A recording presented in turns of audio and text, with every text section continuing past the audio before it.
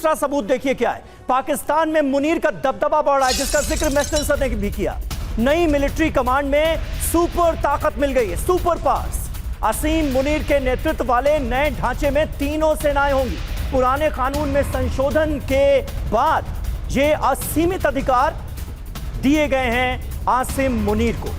तो आप देखिए किस तरह से पाकिस्तान के आर्मी चीफ को हिंदुस्तान से पिटने के बाद ऑपरेशन सिंदूर में फील्ड मार्शल बना दिया जाता है और अब सेना की सुप्रीम कमांड भी उनके सुपुर्द कर दी गई है।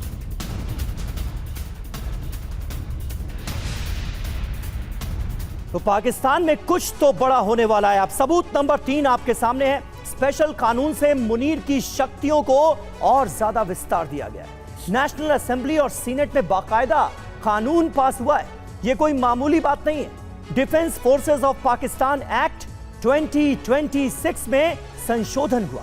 नेशनल कमांड अथॉरिटी एक्ट 2010 में भी संशोधन किया गया है। पाकिस्तान में सैन्य शक्ति केंद्रीकृत हो रही है। नया कानून कमांड को ज्यादा सेंट्रलाइज करेगा। डिफेंस फोर्सेस हेडक्वार्टर नया कमांड सेंटर बना। ऑपरेशनल कमांड में मुनीर की भूमिका बढ़ी। स्ट्रैटेजिक कमांड पर भी इसका असर पड़ेगा। बड़ी बात यह है कि सैन्य सत्ता कानूनी ढांचे से भी मजबूत हो रही है। सवाल यह है कि क्या मुनीर सबसे ताकतवर आर्मी चीफ बन गए? क्या नया कानून तीनों सेनाओं का उन्हें कमांडर नहीं बना देगा? क्या अब अलग अलग सर्विस चीफ की ताकत घटेगी? क्या डिफेंस हेडक्वार्टर पावर का नया नर्व सेंटर बनेगा? क्या पाकिस्तानी सत्ता के पूरे सिस्टम में बड़े बदलाव की तैयारी? ये पीरजादा साहब नहीं है। पीरजादा साहब लाहौर से हमारे साथ मौजूद हैं, सीनियर सहाफी हैं। पीरजादा साहब, क्या लगता है पाकिस्तान में कुछ बड़ा होने वाला है जब हम ये कह रहे हैं? ये जो तीसरा सबूत है, ये तो बहुत बड़ा सबूत है। आप सोचिए, पाकिस्तान की पार्लियामेंट के जरिए बाकायदा आसिम मुनीर की शक्तियों में, उनकी पावर्स में इजाफा किया जा रहा है। तैयारी क्या है? सुप्रीम लीडर बनने वाले हैं क्या वो पाकिस्तान के?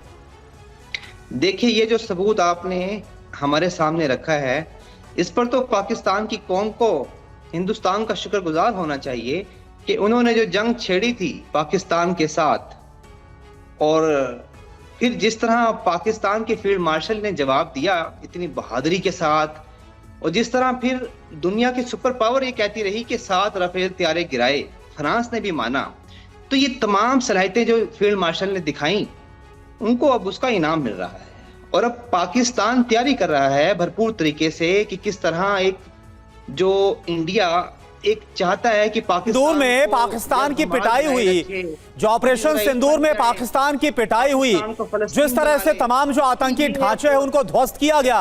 शहबाज शरीफ रात में भी जागे थे और वो गिड़गिड़ा रहे थे कि भारत से जो हमले हैं बंद होने चाहिए। डीजीएमओ की तरफ से कॉल आया कि तुरंत हमले बंद कर दो, हम बर्दाश्त नहीं कर पा रहे। इससे आप क्या बोल रहे हैं? इसी का इनाम आप बोल रहे हैं क्या?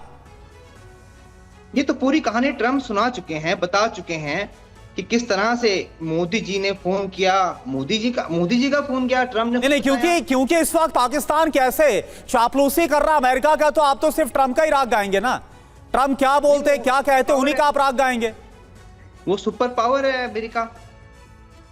आप ना करते जंग बंद, आपने क्यों बंद कर दी जंग? नहीं, जो आपके पीरजादा साहब, पाकिस्तान तो इस्लामिक मुल्क है, तो इस्लामिक बिलीफ में जो अल्लाह है वो तो सुपर पावर माना जाता है। लेकिन पाकिस्तान जो कि खुद को इस्लामिक देश कहता है, वो सुपर पावर, सर्वशक्तिमान, गॉड, ईश्वर मानकर क्यों बैठा है अमेरिका को? ये तो आप ही कह सकते हैं कि भाई वो तो सुपर पावर है, वही तय करेंगे कि हमारी पॉलिसी क्या होगी, वो डिक्टेट करेंगे, हम लागू करेंगे। देखिए, ये बात नहीं है। 18वीं सेंचुरी में, उसके शुरू में हिंदुस्तान सुपर पावर था, मुआशी। अब जो पाकिस्तान ने खुदा मान लिया है ना अमेरिका को, फिर सुपर पावर भी है। पाकिस्तान ने खुदा मान लिया अमेरिका को। देखिए, जब हिंदुस्तान मुसलमानों के पास था तो मुसलमानों ने उसको बना दिया था सुपर पावर। 18वीं सेंचुरी में, मुगल पीरियड में, हिंदुस्तान दुनिया की सुपर पावर था इकोनॉमिकली। अब जब आप ये बात नहीं कह सकते कि अल्लाह माना हुआ है अमेरिका को दुनिया मानती है। अच्छा, आप मानते होंगे, तमाम चीजें हैं, आप मानते होंगे दुनिया का कोई भी जिम्मेदार देश किसी को ईश्वर, किसी को खुदा भगवान नहीं ईश्वर नहीं मानता। मानता कोई किसी को। ये खुदा नहीं ये मानता। आपकी गलतफहमी होगी, ये दूसरों पर थोपने देखिए, की वो कोशिश डिफेंस मत के- कीजिए। देखिए, वो हथियारों के हवाले से ताकत है, उसके पास पैसा बहुत है। ये आप देखिए- चलिए ठीक है पैसा बहुत है, जिसके पास पैसा ज्यादा होगा उसको खुदा मान लेंगे आप। अरे हम समझ सकते हैं सज्जाद साहब, अमेरिका की मर्जी से तो आप लोगों पूरा तो नहीं कर रहे। को जो दान में अभी पैसा आता है, जो हमने- चंदा आता है, अगर अमेरिका आज मना कर दे तो कहां से आपको वर्ल्ड बैंक और IMF पैसा देने वाला है? तो आप लोगों को तो चापलूसी करनी पड़ेगी जो आप ये बातें बोल रहे। खैर, वही आपके लिए भगवान खुदा सब आप मान चुके हैं। चौथा सबूत आपको हम दिखाने वाले हैं। पाकिस्तान में कुछ और बड़ा जो होने वाला है, इसको लेकर सबूत नंबर 4 क्या है? 12 हिस्सों में बटेगा पाकिस्तान। पाकिस्तान को 12 प्रांतों में बांटने की बहस बहुत तेज हो गई है। सोशल मीडिया पर इसका प्रस्ताव तेजी के साथ चर्चा में। प्रस्ताव में पंजाब को 4 हिस्सों में बांटने की बात हो रही है। बलूचिस्तान में भी 4 क्षेत्रों में बांटने की चर्चा हो रही है। संसाधनों के बंटवारे में सुधार का दावा किया जा रहा है। पाकिस्तान में फिलहाल 4 संवैधानिक प्रांत है, पंजाब, सिंध, खैबर पख्तूनख्वा और बलूचिस्तान। अब 5 बड़े सवाल क्या है? क्या पाकिस्तान को 12 प्रांतों में बांटने की तैयारी शुरू हो गई है? क्या बलूचिस्तान में विरोध को कमजोर करने की रणनीति है? क्या पंजाब की राजनीतिक ताकत का संतुलन अब बदल जाएगा? अगर 12 प्रांत बनते हैं तो क्या क्षेत्रीय विवाद शुरू हो जाएगा? यह अपने आप में एक बड़ा सवाल है।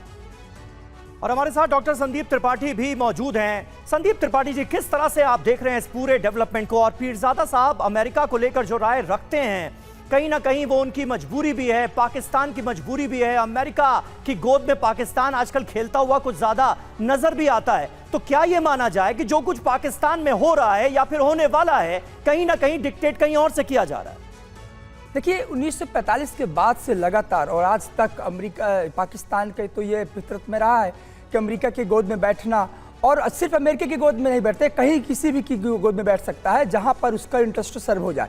तो इस देश का न तो कोई अपना गौरव है, न तो कोई अपना इतिहास है, और न तो कोई एक नेशन जो हुड होता है, एक राष्ट्र का जो कंसेप्ट होता है, वो खत्म है। अभी आप देखिए कि अभी ईरान को, USA को ये मीडिएटर के रूप में गया था, इसके बाद कैसे इसको फेंका गया पूरे सिस्टम से बाहर।